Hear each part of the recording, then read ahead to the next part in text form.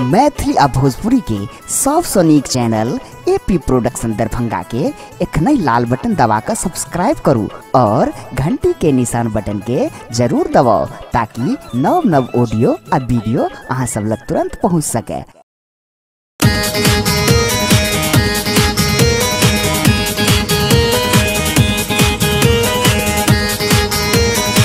एखन अपना सब सुन रहल छी AP production music and entertainment के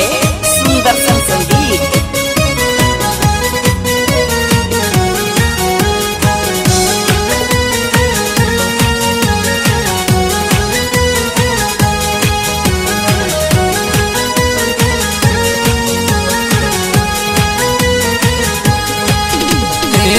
जे तू मुस्के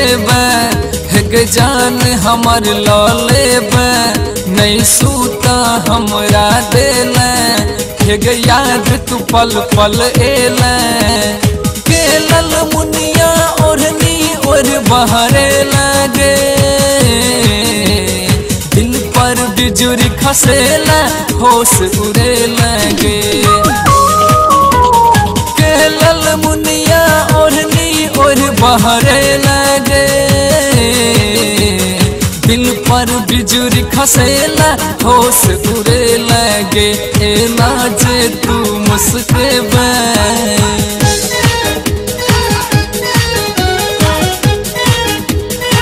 पूरा मित्रांचल में धूम मचा कंपनी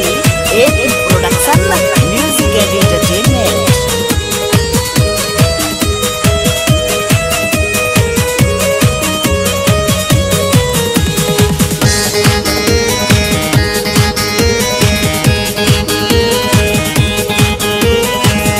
हर मस्त जवानी सिंगार लागे छो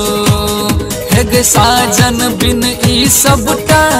बेकार लागे छो चाहे हमरा लौग में आ गए चाहे हमरे पास बजा ले भेले तू 16 बरस के नैना के पेच लड़ा ले भीजल केस सुखाबो छत पर ए लगे दिल पर बिजुरी खसेला होश उड़े लगे भीजल केस सुखाबो छत पर ए लगे दिल पर बिजुरी खसेला होश उड़े लगे एना जे तू मुस्के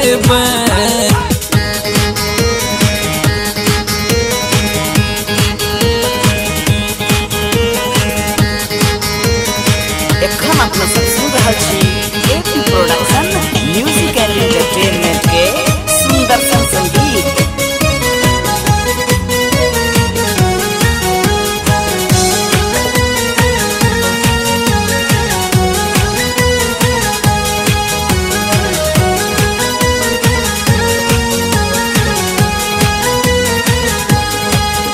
दिल मानैया नहीं हमर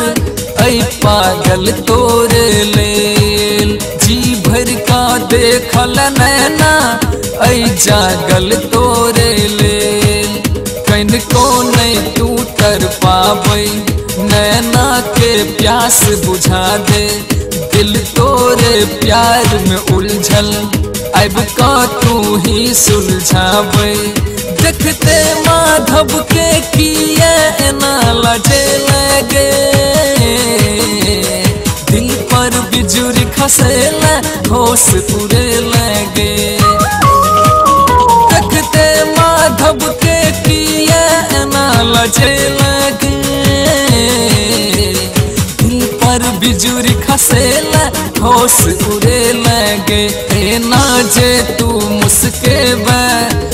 जान हमर लौले नहीं सूता हमरा दिल याद तू पल पल एल केलल मुनिया ओढ़नी और बहरे लगे दिल पर बिजुरी खसेला होश उड़े लगे केलल मुनिया ओढ़नी और बहरे लगे दिल पर बिजुरी खसेला होश उड़े लगे। ए ना जे तू मुस्के बे